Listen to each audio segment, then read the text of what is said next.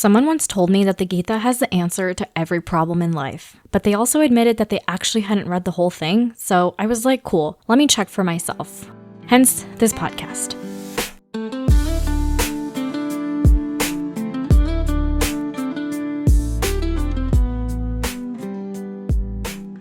Hi besties, this is episode 4. Welcome to Small Talk with Infinity. I'm so proud of us for sticking through this journey. This podcast is for anyone trying to figure out their life and not totally lose it in the process.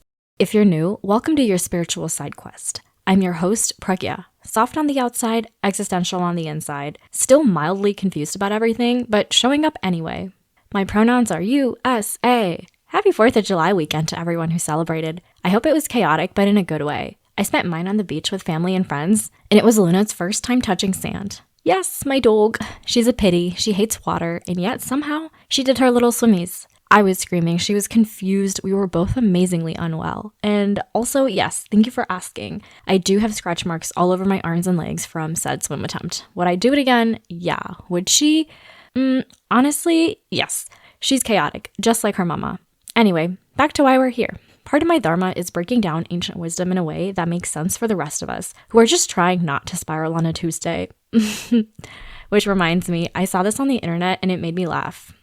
Someone said if I'm going to have a mentee be, you best believe it'll be on a weekday so I can get paid to cry. I'm not spending my weekend crying, are you kidding? And zooey mama, what an interesting thought. I like it. Ooh, we're like a minute in and I'm already on my second anyways. Anyways, if this podcast inspires you to actually read the Bhagavad Gita, amazing, more power to you. But if not, and you're just here for the vibes, you're so valid for that. We're going chapter by chapter through the Gita, pulling out the stuff that hits, not just because it's steep, but because it's weirdly relevant. Okay, chapter 3, let's go. If you're walking, I love that. If you're lying in bed, I also love that. If you're driving though, hi, drive safe and drink some water when you get there. All right, so last episode, we talked about the different types of yoga. Krishna ended chapter 2 with a warning. Well, not like a threatening warning or anything, but more so just a little reminder. Basically like, hey, if you don't wake up and start actually practicing karma yoga and bhakti yoga, you're gonna stay stuck in the same loops. And honestly, he's not wrong. I'm saying that out of experience.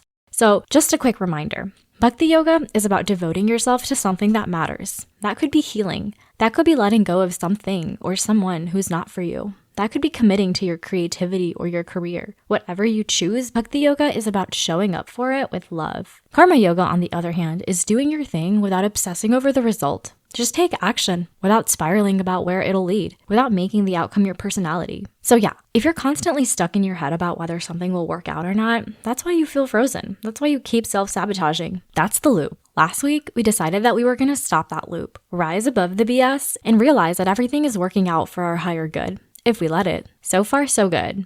Now, chapter 3 starts with Arjun still confused. Because of course he is. And honestly, same. He basically goes, what the hell? What the helly? Okay, Krishna, I'm gonna need you to clarify because you just told me I should detach from material desire and act like none of this matters. But then you're also indirectly telling me to go to war? Pick a lane, dude. Stop confusing me. Arjun's one of us. He wants the one correct path. He wants a checklist, a how-to guide, a magic solution. He wants Krishna to say, this is the right yoga for you. Follow this and you will achieve peace. But Krishna's like, okay, but it's not that simple. So Krishna breaks it down. He's like, listen, I have a PhD in 2 methods of spiritual self-glow up. Not a direct quote, but you get it. Method 1 is Jnana Yoga. This one's for the thinkers. It's about learning, studying, reflecting your way into enlightenment. And it can take a lifetime, but it's not for everyone. It requires a lot of inner stillness, reflection, and mental clarity. And let's be honest, most of us aren't there yet, especially when our minds are constantly racing or we're stuck in thought loops that we haven't learned how to step out of. And I know that this is not for me. I just have so much other stuff that I want to do that I can't dedicate my time into doing this. So method 2 is Karma Yoga. This one's for the doers. It's about taking action, doing your part without overanalyzing every step. And here's the kicker. You can't opt out of action. Like, you don't get to say, I'm just not going to participate in the material world and check out. That's not peace. That's not detachment. That's avoidance. And you're still acting even if you think you're not. Krishna literally says, no one can exist for a moment without taking action. Even perceived inaction is a form of action. Meaning, you lying on the couch for 6 hours, binging Love Island USA, that's still a choice. That's still an action. Also, side note, season 7 is a disaster. If you finished it, I admire your strength. So even if you think you're doing nothing, your emotions, your thoughts, those are still moving. The material world is always shifting. The material world, by the way, includes your mind, your emotions, your senses. We talked about all this last episode. You get it. But now it's time to realize that you're always participating in the changes, whether you're conscious of it or not. And why is that? What a great question. The Gita says it's because we live in the realm of matter and materialistic things. Our materialistic world, matter, is fluctuating all the time. Why? Because the building blocks of matter, the forces that shape everything in the material world, including our emotions, are constantly changing. These building blocks are called gunas. The 3 gunas are sattva, rajas, and tamas. Okay, hang with me here. So sattva is clarity, balance, harmony, goodness, all that good stuff, all the stuff you want to strive towards. Rajas is drive, passion, chaos, activity, things that might seem good, but could actually cause you a lot of suffering if you don't handle it the right way. And then tamas is heaviness, inertia, I'm gonna rot in bed vibes, more like a little depresso espresso. And all 3 are always working in the background. They're constantly interacting and influencing each other, shaping our thoughts, our emotions, our actions. And once you understand them, you start noticing which one is running the show. Are you stuck in tamas? Or are you overhyped in rajas? Or maybe you're centered in sattva. It's a tool for awareness, with the end goal being to cultivate a more balanced and fulfilling life. And Krishna is saying, because all of this is constantly moving, you can't not act. So if you're gonna be here, if you're gonna participate in this life, you might as well do it consciously. And not just consciously, but in alignment with your dharma, your inner nature, your soul contract, whatever you wanna call it. This is literally the biggest YOLO moment. He even says, perform the actions that are appropriate to your particular nature and stage of life, for action is better than inaction. After all, without working, you cannot even maintain your body. Damn! And when we talk about action, we think cause and effect, right? Like, if I do this, I'll get that. But Krishna adds a twist. If your actions aren't done with the intention of contributing to the greater good, they'll just bind you to more karma, more loops, more emotional chaos. And again, as we talked about at the beginning of this episode, you're essentially stuck in that loop. So while there's no magic solution, I think I've loosely derived an equation. Okay, so according to the Gita, the formula is manage your impulses. Remember the 10 senses we talked about last episode? Plus, be mindful of your actions. Parentheses, stay connected to your purpose, minus clinging to the outcome, end parentheses, equals living out karma yoga. Okay, I'll simplify it for my non-nerds. If you want peace, do your damn work. Limit your distractions, let go of the outcomes, and dedicate it all to something higher than yourself. Okay, so earlier I mentioned something called yajna, so let's talk about it. Technically, yajna means a kind of spiritual cooperation, giving and receiving in harmony with nature. The more traditional explanation involves devas, divine forces, beings of light, etc. The Gita says that in the beginning of the universe, this being, this first being, basically, that ever came, they were known as Prajapati, aka Brahma. So they were like, let this process of yajna be the wish-fulfilling cow of plenty. Whew, that was a mouthful, which sounds dramatic, but basically just means if humans and devas support each other, the material world will stay in balance and humans will have everything that they need for material life. So basically, if you show your appreciation and work in harmony with these devas, who are essentially the maintainers of the laws of nature, through sacred offering, then those devas will endow you with health, well-being, and everything beneficial. It says in the Gita, may humans and devas cherish and foster one another. And wow, okay, even saying all of that was a mouthful, but you know what? I'll be real with you. At this point in my life, in my humble human perspective, I don't really resonate with the whole like make sacred offerings to the devas bit, even just the devas bit. That just feels ritualistic to me, and that's just not how I personally connect with the idea of spirituality. So instead, I interpret yajna as our relationship with nature, the land, the resources that sustain us, the planet we live on. So to me, giving back to the earth, honoring what we take, living with some awareness of the ecosystem that we're a part of, that is yajna. That is spiritual cooperation. No devas involved. So the Gita says that the humans who take from nature without giving back are behaving like thieves. And again, I'm not really here to get into like a theological debate about devas versus ecosystems, but what resonates with me is this. Don't just take. Give something back, even if that's picking up trash or making sustainable choices or protecting the spaces that protect you. You don't need to be burning incense and chanting stuff to honor this balance. You just need to care. And also the actual text, it kind of shifts gears for a bit and gets into how devas produce rainfall and how rainfall produces food, and the cycle continues, which honestly, is a lot for me to take in. So I'm not going to use this podcast to dive into climate change and environmental policy in 2025, but you get the gist. This earth gives us life and we owe her our attention. So then, the Gita drops a slightly poetic line that I love. It says that the immortal reality of the universe expresses itself through material things, through the cycle of spiritual cooperation with nature. Pretty cosmic, huh? Basically, it's calling out people who constantly take and never give back. Donald Trump. You know the type. It's like, this isn't just bad behavior. It's a long-term disturbance of the balance. Even 7,500 years ago, they were saying, if you consume and don't restore, you harm not just the planet, but yourself too. We didn't need the Gita to know this, but it's kind of comforting to know it's always been true. So after all that, Krishna comes back to a theme that keeps showing up. That real peace doesn't come from chasing things or people or outcomes. It comes from being centered in your true self, your Atma, the part of you that isn't reactive or insecure or waiting for external validation. It's about being in a state of divine pleasure from your true self, being enlightened from within and entirely content with your own self, since this makes you no longer compelled to external material action. It says that in the Gita, actually. He says that the person who's anchored in that, who's genuinely content from within, doesn't depend on any external stuff to feel okay. They don't need their day to go perfectly. They don't need everyone to like them. And they don't even need a win, to be honest. They're just good. This is a concept that very much resonates even today, because we talk about wanting to be at peace all the time. And this is a secret. This is what we're working toward. And then Krishna starts talking about leadership. And I loved this part. He says, whatever actions are performed by a great leader, people are inspired to imitate their actions. And whatever standards they set by their personal example, the whole world pursues. And that's so true. Because whether you're leading a team at work or you're just influencing the vibe in a group chat, people pick up on your energy. Think about your job, your school, or even your friendships. And think about the difference between like a teacher who's checked out versus one who's present, or maybe a manager who's grounded versus one who's actually insecure themselves and spiraling. And the way that they move, it ripples outward. Because I work in tech with a lot of product owners that manage large R&D teams.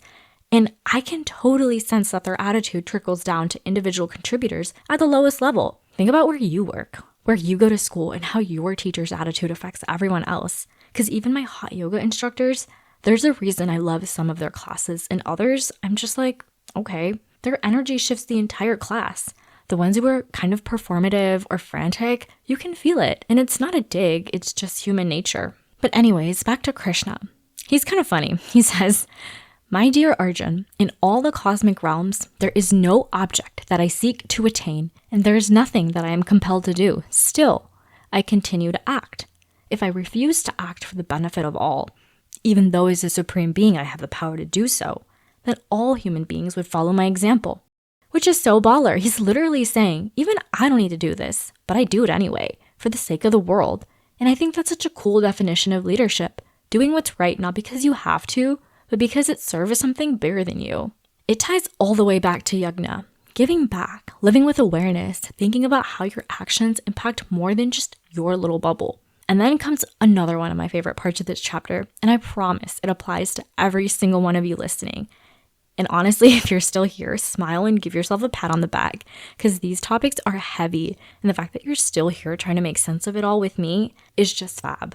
So Krishna basically says, don't waste your time trying to argue with people whose minds aren't ready to receive it. Don't go around trying to change everyone's thinking. That's not your job. Instead, lead by example. Show people what peace looks like. Show them what non-attachment looks like. Show them what it means to actually do the work without constantly chasing results. That's more powerful than any lecture. And I loved this part because it felt so relevant. Like, yes, I love talking about this stuff, but sometimes it turns into trying to convince people to care. And Krishna's like, no, don't do that. If someone's not ready, let them be. That's their journey. You live your truth. That's the teaching. And remember when Gandhi said, be the change you want to see in the world? Kind of cool, right? I guess this concept has been around for way longer than Gandhi. So yeah, I can set an example, and I just love knowing this. I think it's so applicable in situations where you're at odds with someone for not seeing your perspective, and just knowing that you don't need to argue with them is so freeing. But also, Krishna kind of humbles us. He says, be careful thinking you're the one doing everything. That's the ego talking. Ego is ahamkar. It makes you mistakenly think, I am my body and I am the sole creator and controller of the final results of my actions. Big mistake. You are not the controller. You're participating, yes, but you are not the whole equation. And that hit because we do put so much pressure on ourselves to succeed, to fix things, to get it all right. But this is your reminder. This is the whole point of the podcast. You're never alone. You're not in charge of the final outcome. Nothing even belongs to you. You're an eternal being doing your dharma. That's it. You're not supposed to be perfect. You're here to do your part, shine your light, and perhaps bring a smile to someone's face. It's really that simple. And if that's all you do today, Krishna says that's enough. I was actually watching interviews of a couple of my favorite actors, and I love that they both said they don't take their successes or failures seriously. And I mean, obviously I'm taking this all at face value because I don't actually know them, but I want to believe what they said. And I think there's so much power and peace in knowing that nothing is yours and, you just take the world pretty lightly. So we're getting to the end of chapter 3 now, and Krishna brings it all back because Arjun still isn't fully convinced. Relatable. Krishna tells him that if he, again, ignores this knowledge, if he hears it and still decides to go against it, he'll just end up confused and lost in his own head. What am I even doing with my life? Nothing feels right. I'm spiraling again. That kind of way. And so Krishna reminds him that every being has their own material nature. Like we're all wired a certain way, genetically. We have our own inclinations, our own internal rhythms, our own paths. So what's the point of forcing yourself to live in someone else's life or walking someone else's path? Our senses are always going to pull us toward things. Some stuff we'll be super drawn to. Other stuff will naturally resist. That's just how we're built. But Krishna says, don't let those impulses run the show. Just because something feels easy or tempting doesn't mean it's right for you. And just because something feels hard doesn't mean you should avoid it. And then he drops this gem. It's better to follow your own dharma imperfectly than to follow someone else's perfectly. Which always gets me because we do compare. We look around and think, maybe I should just do what they're doing. Maybe their path is safer. Maybe I'll be more accepted that way. But Krishna's like, no, even if you mess up, even if it's not perfect, it's still your path. It's still the right one. So fun fact, John Cena actually carries a pocket watch with him that on one side helps him when he feels anxious by reminding him that comparison is a thief of joy. And on the other side, it says memento mori, which reminds him to stay humble and remember where he came from. Kind of cool, right? Pretty much the same concept we've been talking about this whole chapter. So then Arjun, still processing all this, asks a big question. He says, okay, but what is the force that makes people go against what they know is right? Like, what drives people to self-sabotage?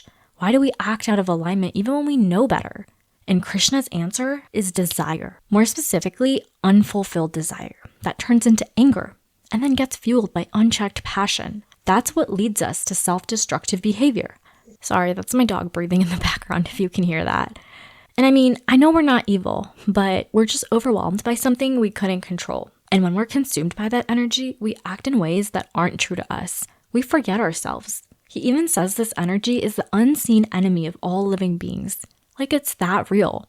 And what I love is that Krishna doesn't sugarcoat it. He doesn't act like this is easy. He even says that the wisest people, even the philosophers and like the great thinkers and the seekers, they get caught up in this because it's human. It's hard. What, like it's hard? Yeah, it actually is. He uses these metaphors, like desire distorts us the way smoke clouds cover up fire or dust covers a mirror. Even the brightest truth can get hidden if we're not paying attention. So what do? Well, we strengthen our awareness. Krishna breaks it down in this little hierarchy. So first there's matter, the stuff that you're made of, and the stuff outside you too in your world. Above that are your senses, how you experience the world. Above that is your mind. This is where your reactions live. Above that is your intellect. So your reasoning, your clarity, your logic. And at the very top of the pyramid is your Atma, your true self. So Krishna's like, use that. Use your Atma's wisdom to strengthen your intellect. Use that intellect to manage your mind. And once your mind is stable, your senses won't have so much power over you. And once you're in that place, steady, clear, present, that's when you can finally face the enemy. That's when you can start letting go of the endless desires and urges that pull you out of alignment. That's how you destroy the part of you that's constantly reaching for more and never feeling enough. That's the real work. That's karma yoga. And that's the end of chapter 3. Let's take a moment together to let that soak in. Thank you guys for being on this journey with me. Thank you for sending so much love. These are really hard-hitting topics, and I'm glad we have a safe space to talk through the chaos and the messiness. If your soul feels kind of seen, maybe called out, or even soothed, same. Arjun had Krishna, we have each other, lo-fi playlists, and maybe this podcast. So if you liked this episode, send it to someone who's mid-spiral or spiritually curious, or maybe both. Follow me on Instagram, send me a voice note, a question, or your favorite spiritual meme. And if this episode gave your soul a hug, first of all, aw, but seriously, leave a review. It helps more wandering weirdos find their way here. Until next time, may your chai be strong, your karma be soft, and your thoughts just a little less loud.